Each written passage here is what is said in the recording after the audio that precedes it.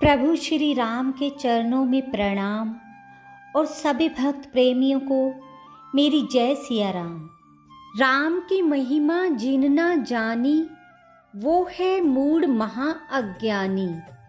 जो प्रभु का नित नाम है लेता, उसकी कभी न होती हानि।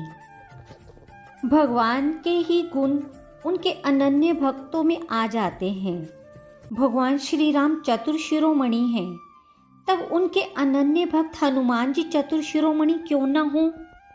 हनुमान जी के संकट मोचन और अद्भुत बुद्धि चातुर्य के यूं तो अनेक प्रसंग हैं। आज हम हनुमान जी की अद्भुत बुद्धिमत्ता को दर्शाने वाले दो प्रसंगों का वर्णन करेंगे। प्रसंग आरंभ करने से पहले कृपया मेरे चैनल को सब्सक्राइब और वीडियो को लाइक कर दें। एक बार भगवान श्री राम ने हनुमान जी की प्रशंसा करते हुए सीता जी से कहा, यदि लंका विजय करने में मुझे हनुमान का साथ ना मिला होता तो मैं तुम्हारा वियोगी ही बना रहता।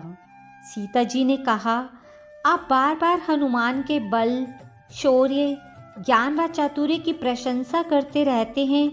आज मुझे हनुमान की चतुराई का कोई प्रसंग सुनाएं जो लंका विजय में विशेष सहायक रहा हो। श्री राम जी ने सीता जी को हनुमान जी की अद्भुत चतुराई का प्रसंग सुनाते हुए कहने लगे, लंका युद्ध में रावण के बहुत से वीर सैनिकों का हनुमान जी ने वध कर दिया था और रावण बहुत थक चुका था। तब उसने युद्ध में विजय प्राप्त करने के लिए एक उपाय सोचा। देवी को प्रसन्न करने के लिए संपुटित मंत्र द्वारा चंडी महायज्ञ। दूसरे ही दिन से चंडी यज्ञ आरंभ हो गया।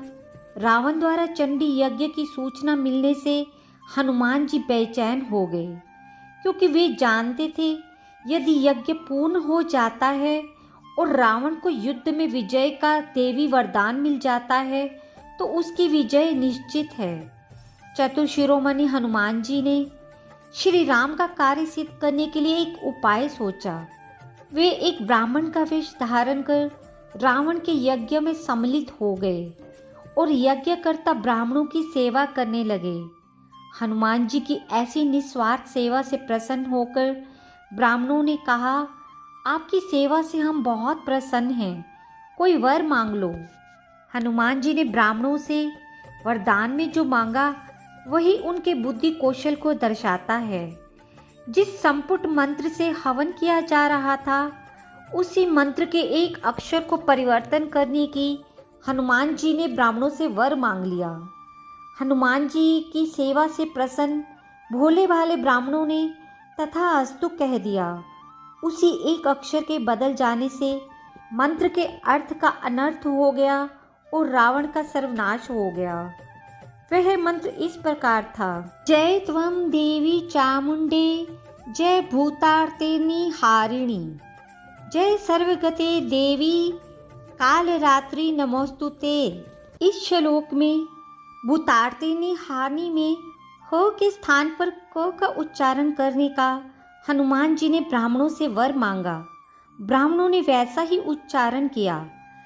भूतार्ते हारिणी का अर्थ है सभी प्राणियों की पीड़ा हरने वाली और भूतार्त्री कारिणी का अर्थ है प्राणियों को पीड़ित करने वाली। इस प्रकार हनुमान जी ने अपनी चतुराई से रावण के नाश की रूपरेखा तैयार कर दी। रावण को यज्ञ की पूर्णाहुति के बाद जब मंत्र की अशुद्धि के बारे में पता चला तो वह भी अपने 10 मुखों से हनुमान जी के बुद्धि कौशल की प्रशंसा करने लगा। यदि यहाँ कोई स्वार्थी सेवक होता तो वह स्वयं अपने प्रशंसा के गीत गाने लगता, किंतु हनुमान जी तो जानते थे कि अपने मुख से अपनी प्रशंसा करने से तो देवराज इंद्र भी लघुता को प्राप्त हो जाते हैं। इसलिए वे कहते हैं, ता कहूँ प्रभु कछु अगम नहीं, जा पर तुम अनुकूल, तब पर भाव बड़वान लही, जारी सकई खल तूल।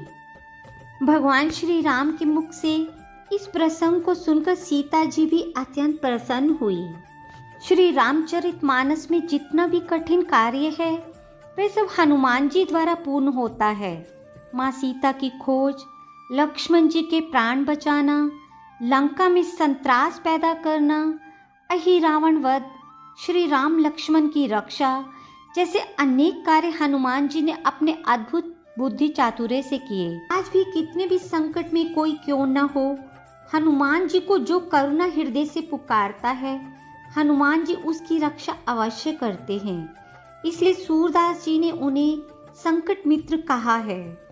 हनुमान जी को चतुर शिरोमणि भी कहा जाता है, जिसका अर्थ है ज्ञानियों में सबसे पहले गिनने योग्य। उन्होंने अपने बुद्धि बल से ही सुरसा, लंकिनी आदि बाधाओं को अपने मार्ग से हटाकर और उनका आशीर्वाद लेकर सफलता प्राप्त की। साथ ही भगवान श्री राम का चिर सेवक बनने का सौभाग्य प्राप्त किया।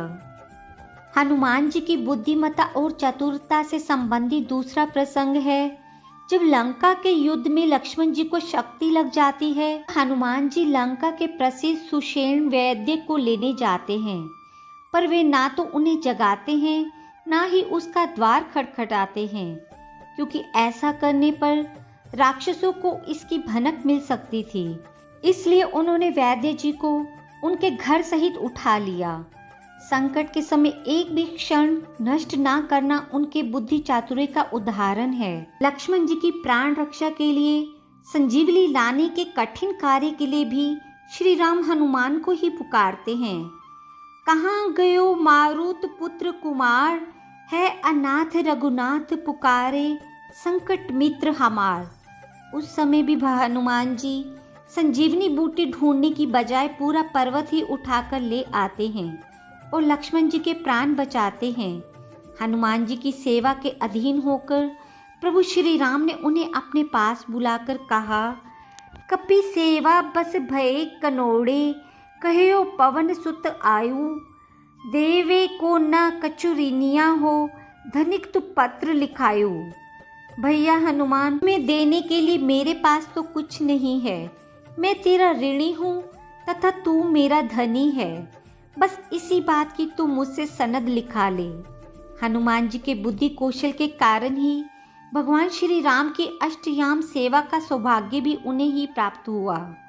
चुटकी सेवा के कारण ही हनुमान जी श्री राम पंचायतन में छठे सदस्य के रूप में अपने प्रभु श्री राम के चरणों में निरंतर उनके मुख की ओर टकटकी लगाए हाथ जोड़े बैठे रहते हैं।